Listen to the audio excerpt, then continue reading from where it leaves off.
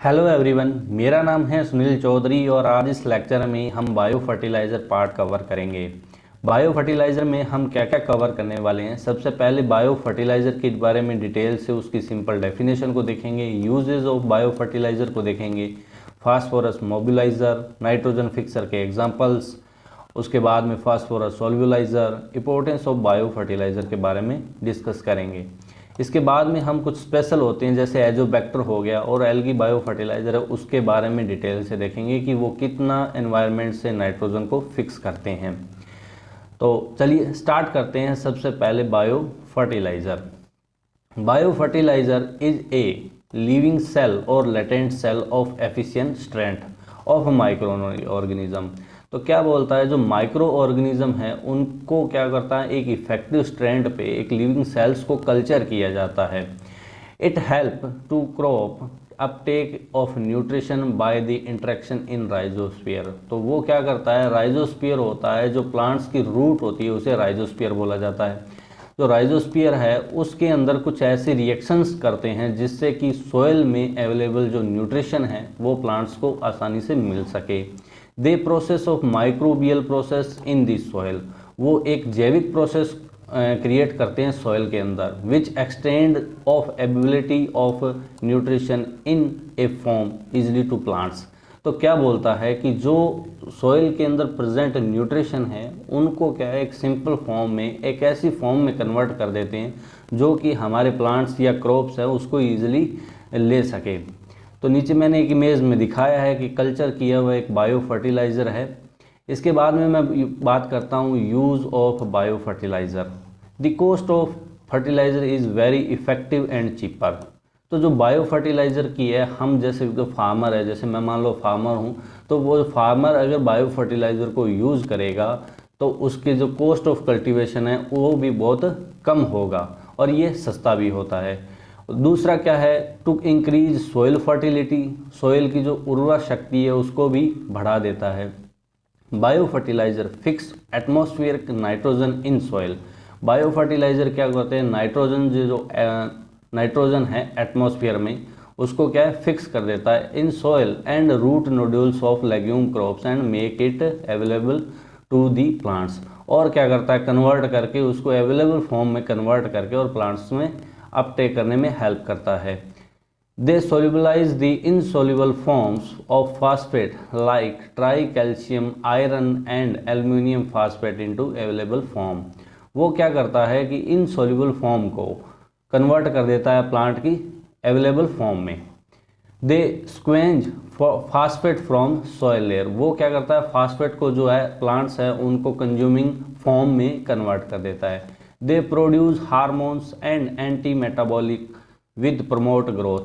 क्या करता है कि वो ऐसे हार्मोन्स रिलीज करता है जिससे प्लांट की जो रूट्स हैं उनमें भी ग्रोथ डेवलप हो।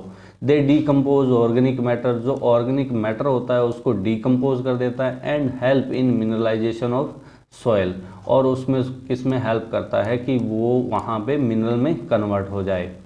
When applied to seed और soil, जब हम बायो फर्टिलाइज़र को सीड और सॉइल में, bio fertilizer increase the availability of nitrogen and improve the yield by 10 to 25% without adversely effect the soil and environment. तो इसमें क्या बताया गया है कि जब वो हम बायो फर्टिलाइज़र को सीड और सॉइल में डिज़ोल्व करेंगे, उसमें मिक्स करेंगे, तो वो जो यील्ड है उसमें 10 से 25% इंक्रीजिंग कर देगा और विदाउट जो सॉइल है उसकी फर्टिलिटी को डैमेज किए और एनवायरनमेंट को भी डैमेज नहीं करता। आगे मैं बात करता हूँ type and feature of bio fertiliser. तो पहला होता है बैक्टीरियल जो बायो फर्टिलाइज़र होते हैं, तो वो कौन कौन से होते हैं। पहला होता है राइजोबियम, एजोस्पाइरलम, एजोबैक्टर और फास्फेटिक बैक्टीरिया। ये सारे के सारे बैक्टीरियल बायो फर्टिलाइज़र हैं। उसके बाद में आता है फंगल बायो फर्टिलाइज़र, तो उसके अंदर होता है माइकोराइजा। एल्गी बायो फर्टिलाइज़र होता है तो बीज, ये जिसको ब्लू ग्रीन एल्गी बोला जाता है, एंड एजोला। ये सारे के सारे इसके टाइप थे। और एंड में आता है एक्टिनोमाइसिटीज जो बायो फर्टिलाइज़र होता है, तो वो होता है फ्रैंकिया। एक चीज़ मैं यहाँ पे बता दूँ आपको कि जब फर्स्ट टाइम जो बरसात आती है, फर्स्ट टाइम जो हमारे जो रेन्स होती है वो कमिंग होती है, तो जो सोइल के अंदर जो एक अच्छी सी खुशबू आती है तो वो एक्टिनोमाइसीटीज़ की वजह से आती है। आगे मैं बात करता हूँ application of bio fertilizer to crop.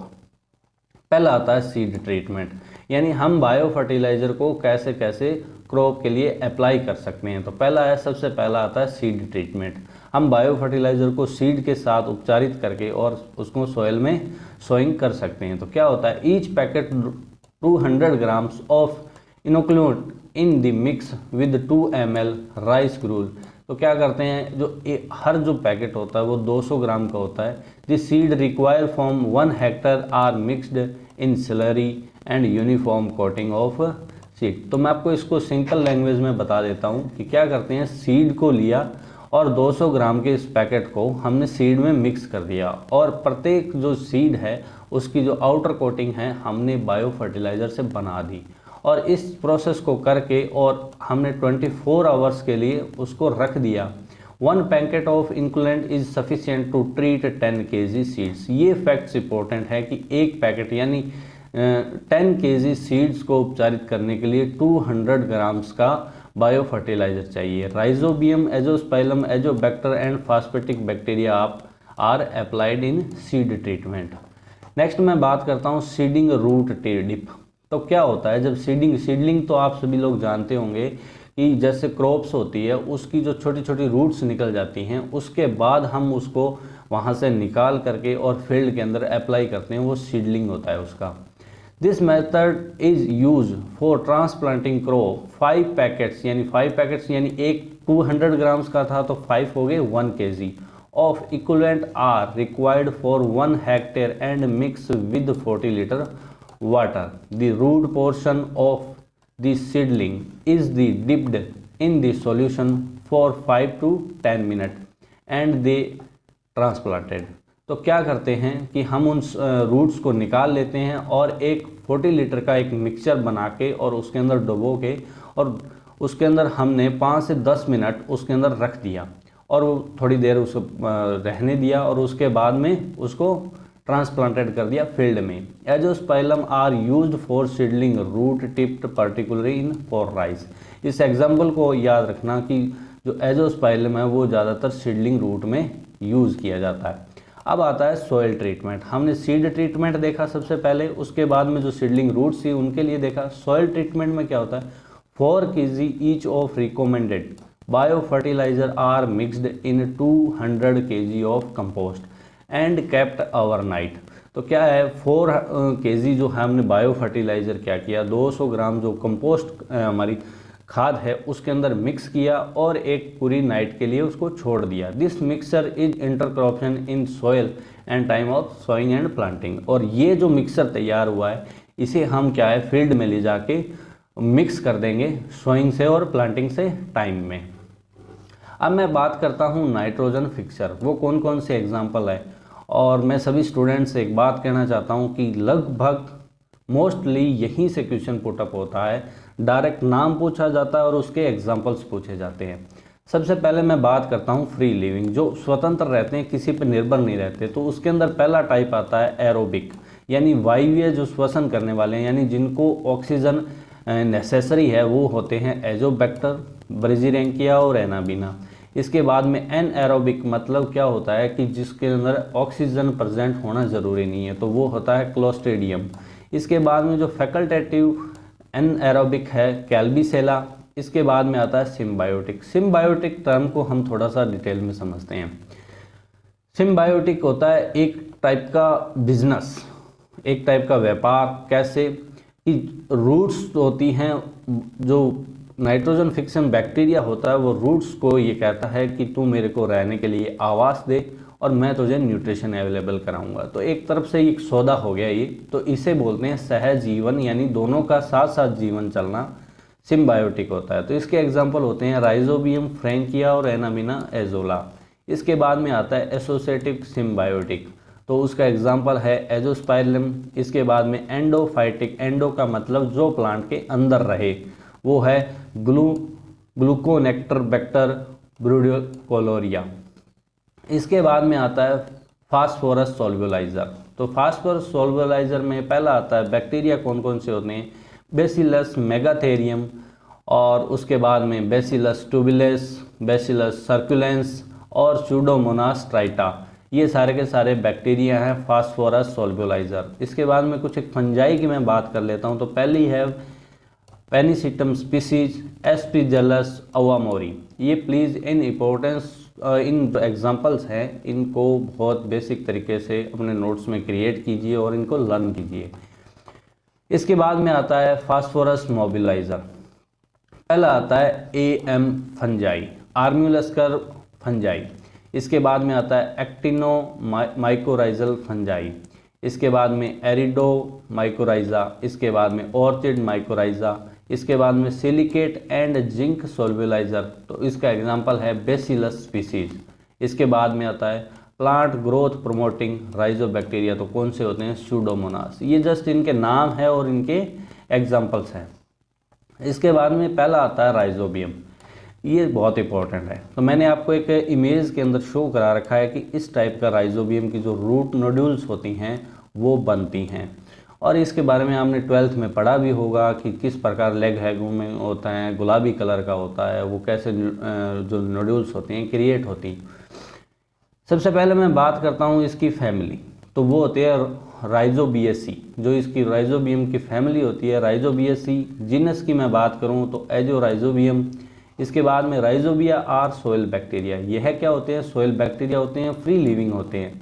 इसके बाद में rhizobium root regions both legume and non legume plants. जो राइजोबिया होते हैं वो दोनों पे वर्क करता है, चाहे वो लेग्यूम प्लांट हो या नॉन लेग्यूम प्लांट हो। Non legume plant nodulated by rhizobia Trema और पैरासोपिया स्पीसीज। इसके बाद में आता है the nodulated legumes contribute 50 to 20 kg nitrogen प्रति हेक्टेयर।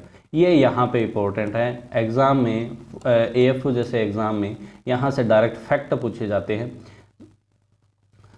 इसके बाद में जो क्लोवर होता है 130 kg नाइट्रोजन प्रति हेक्टेयर। काउपी होता है 60 to 128 kg नाइट्रोजन प्रति हेक्टेयर। तो इन फैक्ट्स को आप अपने नोट्स में मेंशन करें और लर्न करें। इसके बाद में आता है कंट्रीब्यूशन ऑफ राइजोबियम। तो राइजोबियम का क्या क्या कंट्रीब्यूशन होता है। पहला है direct contribution of nitrogen symbiotically with legumes. तो सबसे पहला जो है वो डायरेक्ट है कि वो डायरेक्ट एनवायरनमेंट से नाइट्रोजन को फिक्स करेगा जो लेग्यूम प्लांट्स हैं उनकी रूट्स के अंदर। दूसरा है रेड्यूजल जो nitrogen benefit for the successive crops.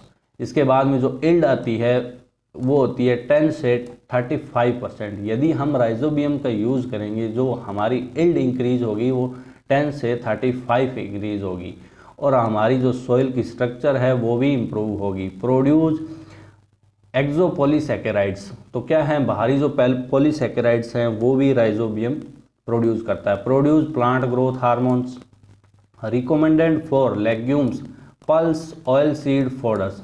यहाँ से एग्जाम में डायरेक्ट क्वेश्चन पूछा जाता है कि राइजोबियम कौन सी क्रॉप के लिए रिकमेंडेड है, तो वो है पल्स हो गया, ऑयल सीड हो गया, फोडर हो गया। इसके बाद में आता है एजोबैक्टर। मैंने आपको इमेज में शो कर रखा है कि एजोबैक्टर कुछ इस टाइप का दिखता है। It is free living nitrogen fixture और कीमो हिट्रोट्रोपिक एरोबिक रेस्पिरेशन। क्या करता है, फ्री लिविंग नाइट्रो फिक्सचर है, और कीमो मतलब ये ताप के अंदर सहने वाला है, और दूसरा एरोबिक है तो वायवीय श्वसन करता है। It require more organic matter and depend on energy derived from the degradation of a plant reduce. जो प्लांट्स के जो वेस्ट बच जाता है उससे क्या करता है ये एजोबैक्टर एनर्जी गेन कर लेता है। Beijerinck was the first to isolated and described, यानी जो ब्रेजोरिंक था उस वैज्ञानिक ने क्या किया, सबसे पहले एजोबैक्टर को डिस्क्राइब किया था। अब आता है बेनिफिट ऑफ एजोबैक्टर। पहला है ability to fix atmospheric nitrogen 20 to 40 kg nitrogen प्रति हेक्टेयर। तो ये क्या करता है, जो एनवायरनमेंट जो नाइट्रोजन है उसको 20 से 40 kg नाइट्रोजन को फिक्स कर देता है। Producing of growth promoting substance like vitamin, indole acid और जेबलिक एसिड। तो ये सारे के सारे ग्रोथ जो प्रमोट हैं उनको भी वो रिलीज करता है। Ability to produce thiamine, riboflavin, pyridoxine और साइनोग्लोबुलिन और नेक्टोमिन एसिड को भी रिलीज करता है। Biological control of plant disease by suppressing Aspergillus Fusarium. तो क्या करता है कि बायोलॉजिकल जो होती है प्लांट की जो डिजीज होती है एजोबैक्टर उनको भी कंट्रोल करता है। इसके बाद में आता है recommended for rice, wheat, millets, cereals, cottons, vegetables, sunflower, mustard and some जो फ्लावर्स होते हैं उनके लिए ये सबसे ज़्यादा बेनिफिटली होता है। इसके बाद में मैं बात करता हूँ एजोस्पाइलम। आपने एक इमेज के अंदर यहाँ शो हो रहा होगा कि इस टाइप का जो एजोस्पाइलम होता है, यहाँ पे इसके जो ऐसे स्प्रिंग टाइप का आपको दिखाई भी दे रहा है। इसके बाद में nitrogen fix some forage grasses due to activity of S lipoferum in their roots. Azospirillum was isolated in 1992। आगे है Dobereiner coined the term associate symbiosis. तो एजोस्पाइलम जो टर्म है वो डोबिनियर ने दी थी और एजोस्पाइलम सबसे पहले इंट्रोड्यूस हुआ था 1992 के अंदर। इट इज़ ए एरोबिक और माइक्रो एरोफिक बैक्टीरिया।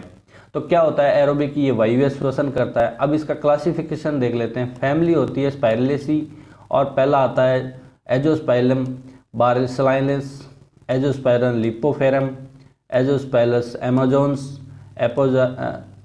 एजोस्पाइलम हेल्पोस्ट्रेंस। इसके बाद में एपोजाइजन इरिकेंस, डोबिनेरेंस और लार्गियोमोलिस। तो ये सारे के सारे एजोस्पाइलम्स के जो क्लासिफिकेशन है। अब बेनिफिट्स ऑफ एजोस्पाइलम्स क्या क्या है। पहला है प्रमोट प्लांट ग्रोथ। सबसे पहले तो ये बात करता है कि जो प्लांट्स की ग्रोथ है उसको भी प्रमोट करता है। और दूसरा है increase mineral and water uptake, root development, vegetative growth and crop yield. ये सारे के सारे कंपोनेंट्स को क्या करता है एजोस्पाइलम इंक्रीज करता है। Incubation reduce the use of chemical fertilizer. और साथ में एजोस्पाइलम जो हमने केमिकल्स यूज़ कर रखे हैं उनको भी क्या कर देता है रिड्यूस कर देता है। और इसका जो नाइट्रोजन फिक्सेस है वो 2 to 50% है, 20 to 50% है और 20 to 40 kg नाइट्रोजन को यह फिक्स करता है। इंक्रीज कॉस्ट बेनिफिट रेशो को भी रिड्यूस कर देता है। रिड्यूस पैथोजन डैमेज को भी कम कर देता है। Inhibit germination of parasitic weed, restoring of arid zone, मेराइड mangrove ecosystem, reduce humic acid toxic in compost. Recommended for rice, millet, maize, wheat, sorghum, sugar cane और को इक्वलेंट फॉर लेग्यूम्स। इन सभी plants में एजोस्पाइलम को रिकमेंड किया जाता है। इसके बाद में मैं देखता हूँ कि algae bio fertilizer. The agronomic potential of cyanobacteria nitrogen fix in rice. तो हमने बहुत बार ये बेसिक्स या 12th में भी हम इस चीज़ को स्टडी करते हैं कि जो साइनोबैक्टीरिया है वो नाइट्रोजन को फिक्स करता है और वही कौन से होते हैं एल्गी बायो फर्टिलाइजर हैं। The natural fertility of tropical rice field to nitrogen fix by blue green, यानी बीजीए के द्वारा जो राइस के अंदर होता है मेनली नाइट्रोजन का फिक्सेशन होता है।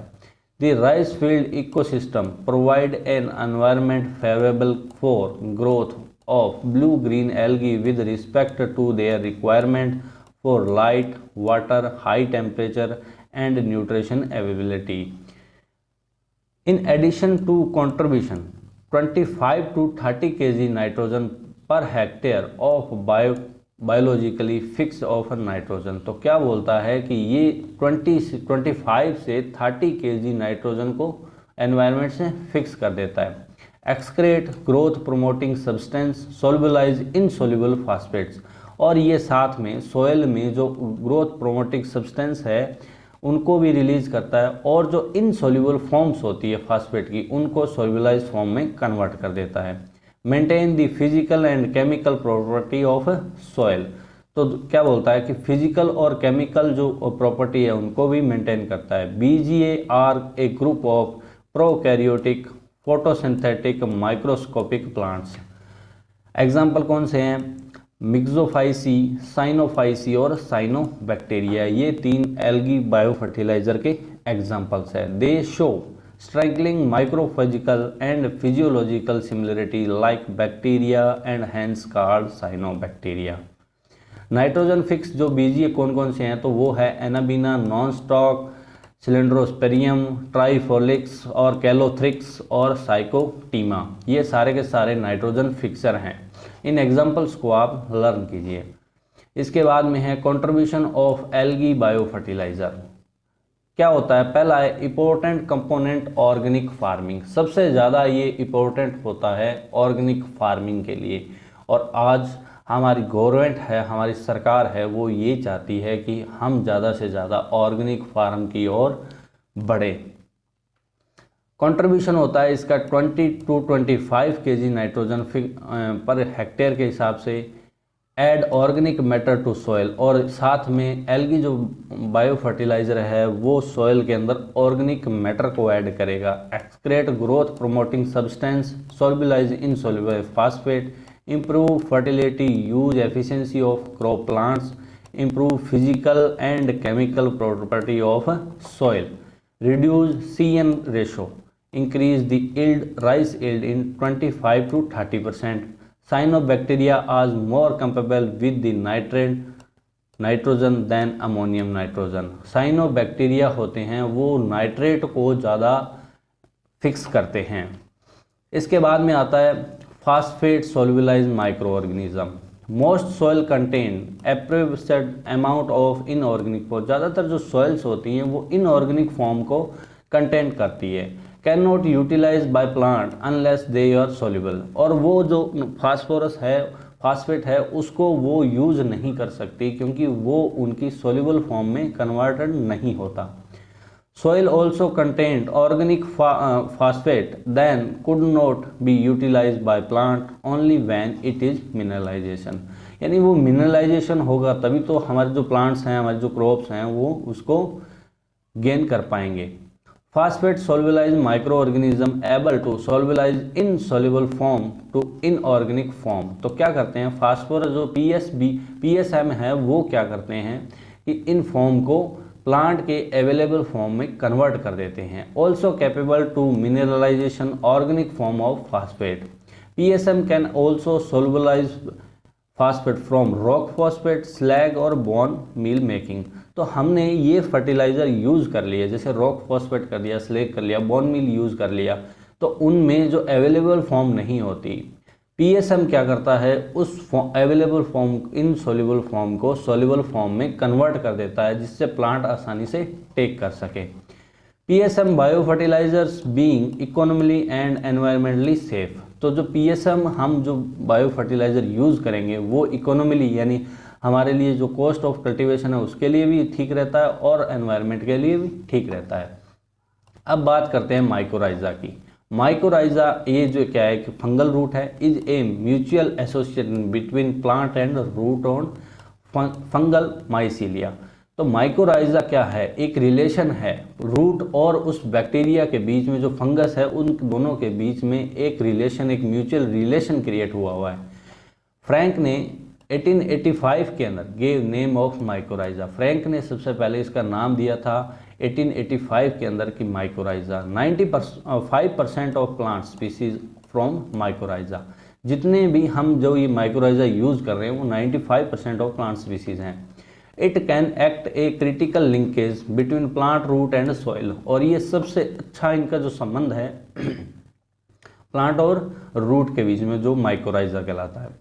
This association is characterized by the movement of plant produce carbon to fungus and fungal acquired nutrition of plant। तो जो फंगल है वो क्या करता है, प्लांट्स को, रूट को कार्बन प्रोवाइड करवाता है और जो फंगल है उसको क्या है, न्यूट्रिशन अवेलेबल होते हैं। Mycorrhiza fungi are the key component of rhizosphere. Mycorrhiza जो फंजाई है वो सबसे ज़्यादा इंपॉर्टेंट है राइजोस्फीयर के लिए। अब आता है टाइप्स ऑफ माइकोराइजा। पहला आता है ericoid mycorrhiza associated with the some species of ericaceous plants. उसके बाद में orchid mycorrhiza associated with orchid plants.